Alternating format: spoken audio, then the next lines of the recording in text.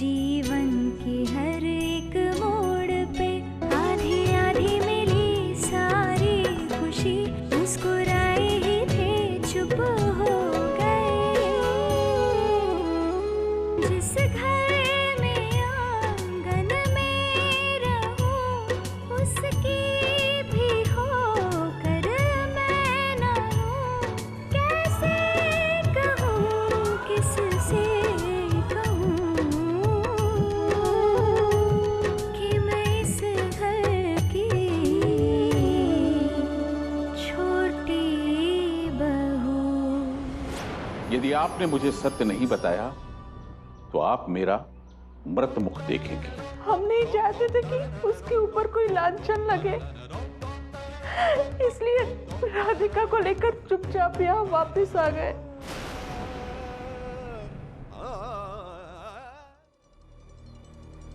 प्रणाम बाबूजी।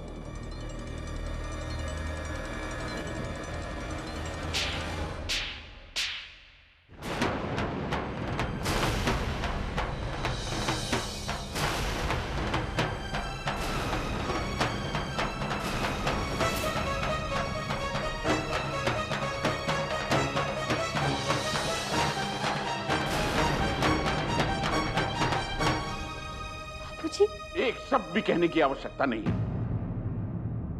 तुमने मुझे वचन दिया था कि तुम स्वयं को बदलोगी, एक अच्छी बहू और एक अच्छी पत्नी बनकर दिखाओगी, परंतु तुमने अपना वचन नहीं निभाया।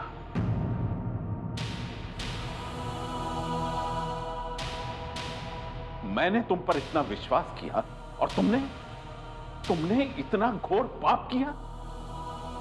एक पराये पुरुष को घर में मिलने के लिए बुलाया। बाबूजी मैं मत कहना कोई भी असत्य, मैं सहन नहीं कर पाऊंगा। इतना घोर अपराध करके उसका दोष अपनी बहन के माथे पर पड़ दिया। तुम्हारा हमसे आंखें मिलाने का साहस कैसे हुआ? धिक्कार है तुम पर।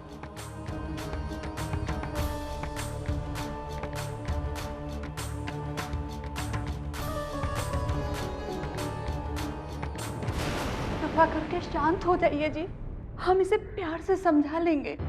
विशाखा, बिटिया चलो अपने कमरे में चलो।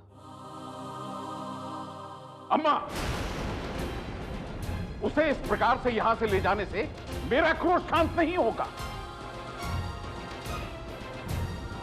आप दोनों ने सदैव विशाखा के दोषों से मुझे अनभिज्ञ रखा, सदा उसके अनुचित कार्यों पर पर्दा डालने में उसका साथ दिया।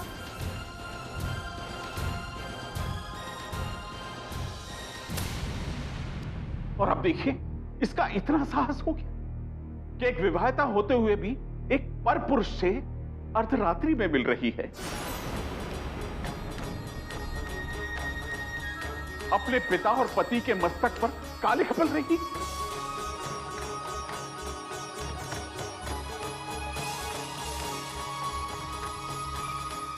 वर्षों से अर्जित की गई प्रतिष्ठा एक पल में मिट्टी में मिल गई।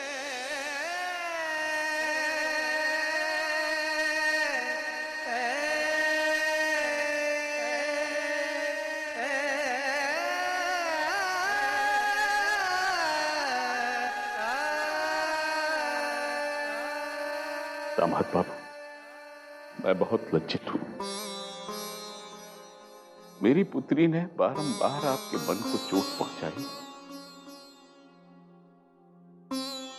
पूर्व में भी जब पूजा के समय वो घर छोड़कर चली गई थी, मैंने आपको वचन दिया था कि वो कभी ऐसा नहीं करेगी, परंतु कि मेरी ही पुत्री मेरे ही दामाद के सामने मुझे सिर झुकाने को विवश कर देगी।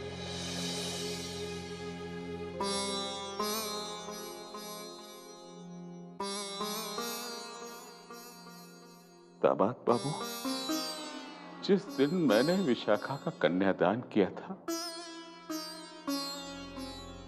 उसी दिन उसे पूर्ण रूप से आपको सौंप दिया था।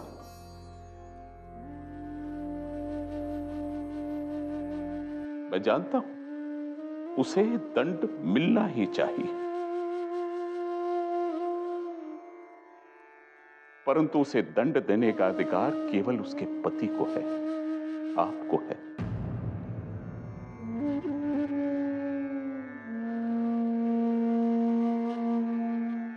आप जो भी निर्णय लेंगे हमें स्वीकार होगा।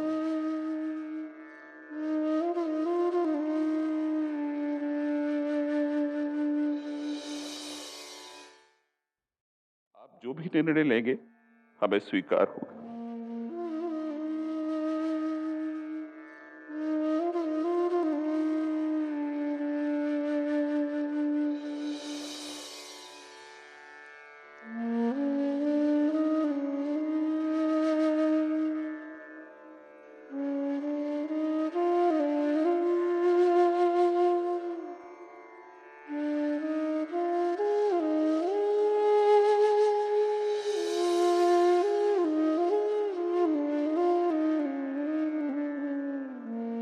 लल्ला को दामाद बाबू के सामने ये सब नहीं करना चाहिए था।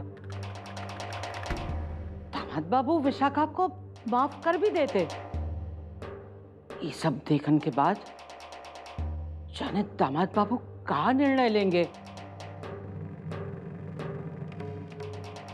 ठाकुर जी बचा लीजिए, ठाकुर जी बचा लीजिए।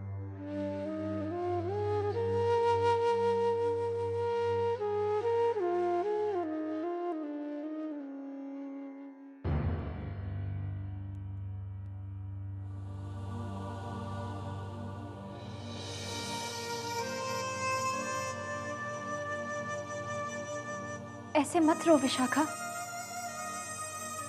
देख, अभी भी कुछ बिगड़ा नहीं है। तू जाकर उनसे माफी मांगेगी ना तो सब ठीक हो जाएगा।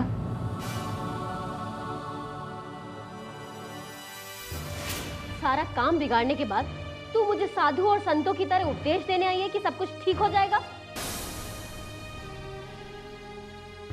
मुझे अगर मेरी इतनी फिक्र होती ना राधिका, तो वो रात वाली बात देव और बाबूजी को पता ही नहीं लगने देती। मैंने किसी को कुछ नहीं बताया विशाखा। और देख ना, यहाँ सब कुछ ठीक ही तो हो रहा था। मैं यहाँ आ गई और सभी लोगों को यही लगा कि मैं अपनी मर्जी से वापस आई हूँ। खैर देख, अभी भी कुछ बिगड़ा नहीं है। अभी भी सब कुछ पहले जैसा हो सकता है। वो भले ही तुझसे नाराज हो, वो अच्छे पति हैं विशाखा। वो तुझे माफ कर देंगे। और वैसे भी तुम दोनों ही तो इस शादी को सफल बनाने की कोशिश कर रहे हो ना। ये शादी असफल हो चुकी है राधिका।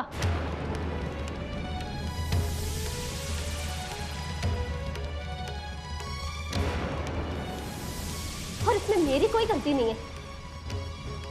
सारी गलती उस देव की है। अरे देव ने कभी ये रिश्ता निभाने की कोशिश ही नहीं की है, और फिर मैंने भी कोशिश करना छोड़ दिया। अरे मुझे तो इस झमेले में पड़ना ही नहीं चाहिए था। अपना सपना, अपना फिल्म स्टार बनने का सपना भुलाकर सिर्फ घर वालों के कहने पे मैंने ये शादी की। अरे इतना सब कुछ सहने के बाद आखिर मुझे मिला क्या? सिर्फ एक इल्जाम। देव को मेरी सजा चुनने के लिए बोला जाता है। अरे वो होता कौन है मुझे सजा देने वाला? और किस बात की सजा? अपराधी मैं नहीं, देव है। इसलिए सजा मुझे नहीं, सिर्फ देव को मिलनी चाहिए। बस बहुत हो चुका। अब उसकी खातिर मैं अपने सपनों को दांव पे नहीं लगा सकती। किन सपनों की बात कर रही है विशाखा? वो सपने जिन्होंने आज तक तुझे कुछ नहीं दिया। उन सपनों ने तेरे परिवार को हमेशा अपमान और शर्मिंदगी दी है विशाखा। वो मेरा सिरदर्द नहीं, उनका सिरदर्द है। ये तो क्या कह रही है विशाखा? हम सब तेरी शादी सुधारने की कोशिश कर रहे हैं और तू अपनी ही शादी को बिगाड़ रही है। कभी दूसरों के बारे में सोचकर देख ना। नहीं सोचना मुझे दूसरों के बारे में। कभी दूसरों ने मेरे बारे में सोचा है? हाँ, अगर सोचा होता तो मेरी शादी नहीं करवा देते। एक कैद से निकाल के दूसरी कैद में डाल दिया मुझे। जिस घर ने तुझे प्यार और सम्मान दिया, तो उस घर को कैद कह रही है? हाँ, प्यार मिला और सम्मान भी मिला और सब कुछ ठीक भी चल रहा था, तो फिर तुमने आके सब कुछ क्यों बिगाड़ दिया?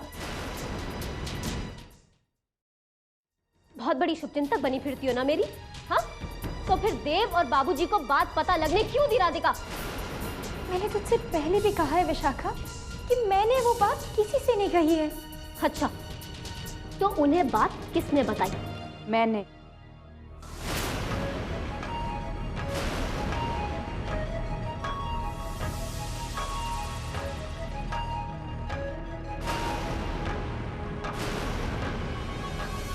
मैंने बताया तेरे बाबूजी और देव बाबू को। मुझे बताना पड़ा विशाखा, क्योंकि मेरे पास दूसरा कोई चारा नहीं था। तुम्हारी हरकतों ने मेरे पास दूसरा कोई विकल्प छोड़ा ही नहीं है। देव बाबू बिना बात किए चुपचाप चले गए। गुस्से में पता नहीं क्या निर्णय लेंगे वो।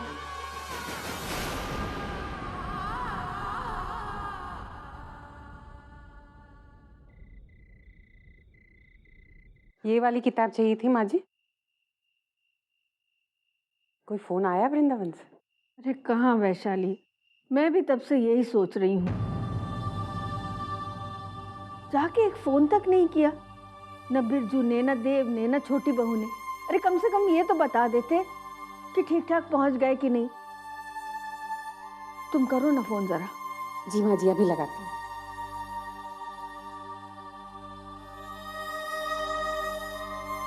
आपने जिस नंबर को कॉल किया है वो फिलहाल स्विच ऑफ यानी बंद है। क्या हुआ? बंद आ रहा है माँ जी उसका फोन। तो घर पे लगा लो ना। हाँ हाँ, याद है।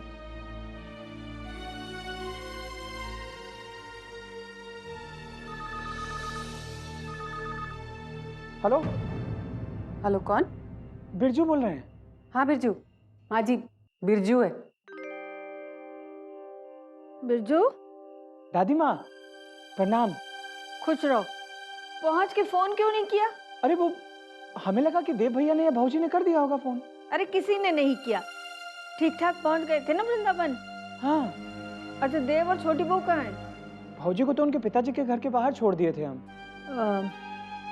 बिरजू, वहां पर सब कैसे हैं? सब ठीक तो है ना? राजी खुशी? हम जानते हैं आप राधिका जी के बारे में पूछ रही हैं ना। सच कहें तो हमारी भी हिम्मत नहीं हुई उनके घर के अंदर जाने की। विशाखा भौजी को भी बाहर ही छोड़ दिया। भौजी ने कहा भी नहीं हमसे अंदर आने को, इसलिए देव है वहां? नहीं, वो तो काम पर होंगे। न जाने क्या तय किया है। रात को देखिए शायद भौजी को लेकर यहाँ आएंगे तो पता चलेगा। हाँ, आ जाए तो कहना मुझसे बात कर ले। जी, हम कह देंगे। दोनों का खूब ख्याल रखना। हाँ, वहां पर तेरे सिवा और कोई है नहीं। जी दादी माँ। ठीक है, मैं फोन रखती हूँ। प्रणाम दादी माँ। देव घर पे नहीं है।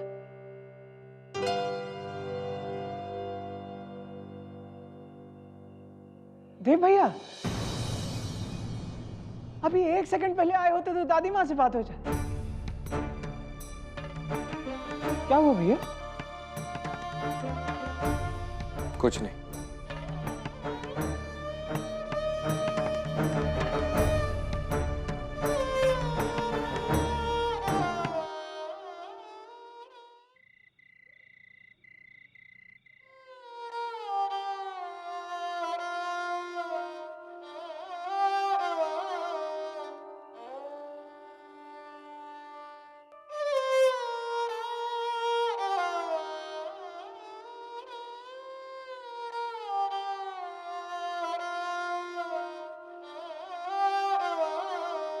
मेरे पालन पोषण में कहां त्रुटि छोटी रह गई। मैंने तो तुम दोनों बहनों को एक ही समान संस्कार दिए थे। फिर विशाखा कब अपनी राह से भटक गई मुझे ज्ञात ही नहीं हुआ। मेरी ही बेटी ने मेरे माथे पर कलंक लगा दी।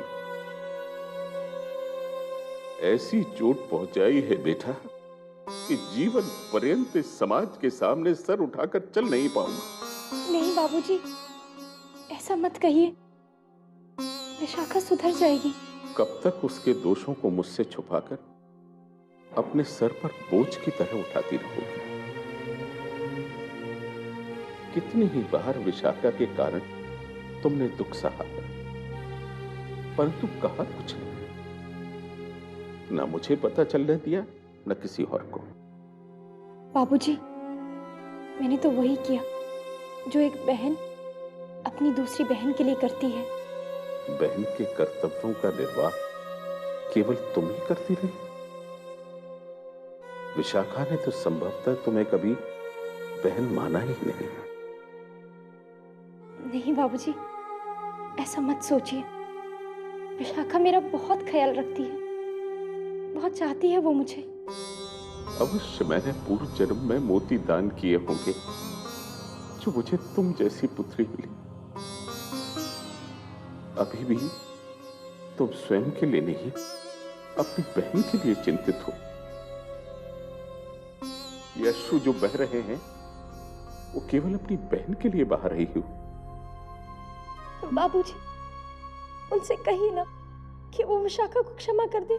देव बाबू जो भी निर्णय लेंगे वो उनके परिवार और उनके जीवन पर सीधा प्रभाव डालेगा। ऐसे में मैं उसे क्या कहूंगा? और मैं भी नहीं चाहता कि विशाखा उन्हें और उनके परिवार को और आहत करे। और सत्य भी है बेटा, देव बाबू से आंखें मिलाकर बात करने का साहस अब मुझ में नहीं। मैं ही उनके सारे दुखों का कारण हूं। मैंने ही कन्यादान करके विशाखा को उन्हें सौंप दी। आप चिंता मत कीजिए बाबूजी, सब ठीक हो जाएगा।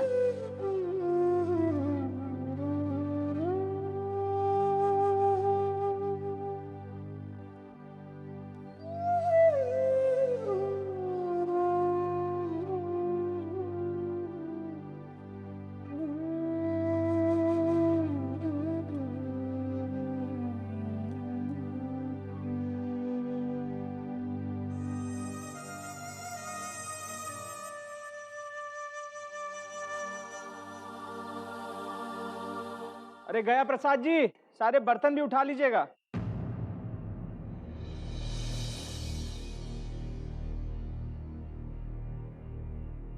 राधिका जी, आप? हम जानते थे जरूर कुछ ना कुछ हुआ है। पहले देव भैया ऐसे परेशान से आए, ढंग से बात भी नहीं किए, कुछ खाए भी नहीं, और अब आप यहाँ? क्या हुआ है राधिका जी? बताइए ना हमें। आप भी नहीं बताएंगे हमें? अपने भाई को नहीं बताएंगे? बिरजू भैया, मैं अभी आपको कुछ नहीं बता सकती। बस आप इतना समझ लीजिए कि मेरा उनसे मिलना बहुत जरूरी है। कहाँ है वो? छत पे।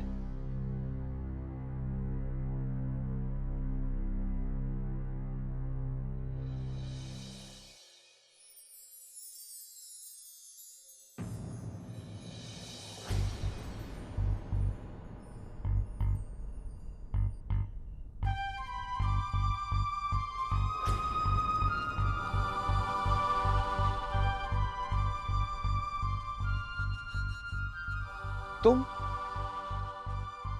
यहां इस वक्त? आपसे कुछ बात करनी है। विशाखा के बारे में? मैं मानती हूँ विशाखा से गलती हुई है, बहुत बड़ी गलती हुई है, लेकिन आप भी तो सही नहीं है।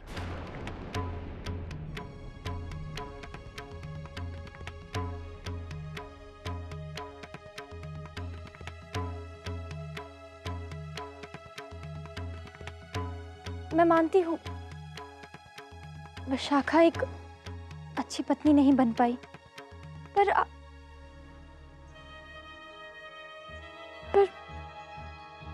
भी तो एक अच्छे पति नहीं साबित हुए। विवाह के बाद एक पति और एक पत्नी कदम से कदम मिलाकर आगे बढ़ते हैं। आप आगे बढ़ गए और वो पीछे रह गई।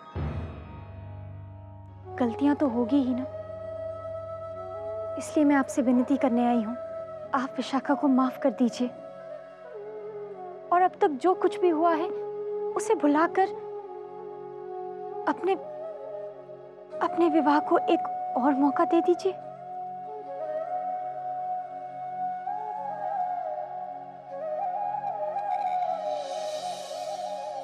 ये तुम क्या कह रही हो राधिका?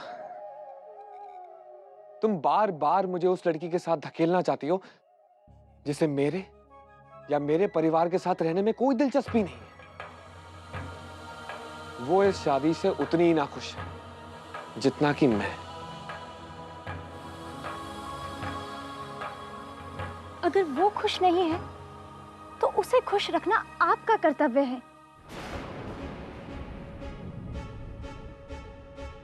आप उसके पति है ना?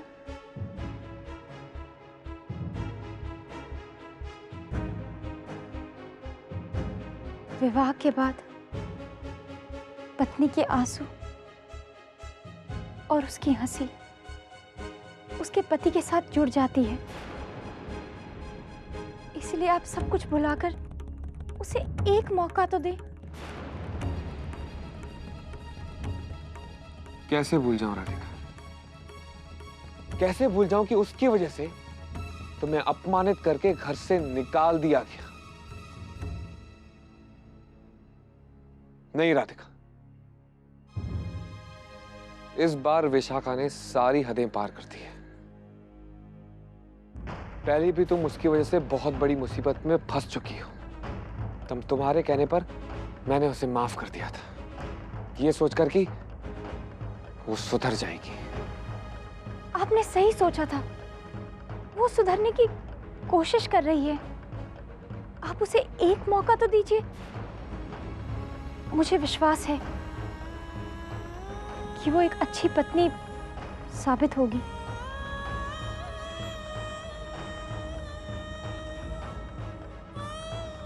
मैं उसे एक मौका जरूर देता राधिका।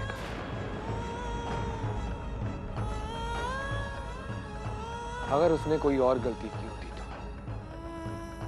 उसने तुम्हें चोट पहुंचाई है। जो भी तुम्हें दुख देगा, तुम्हें दर्द पहुंचाएगा, मैं उसे कभी माफ नहीं करूंगा।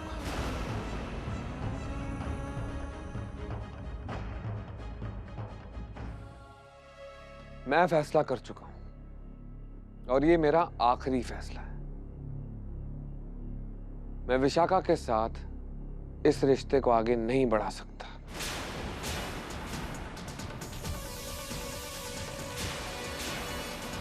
मैं ये शादी तोड़ दूंगा।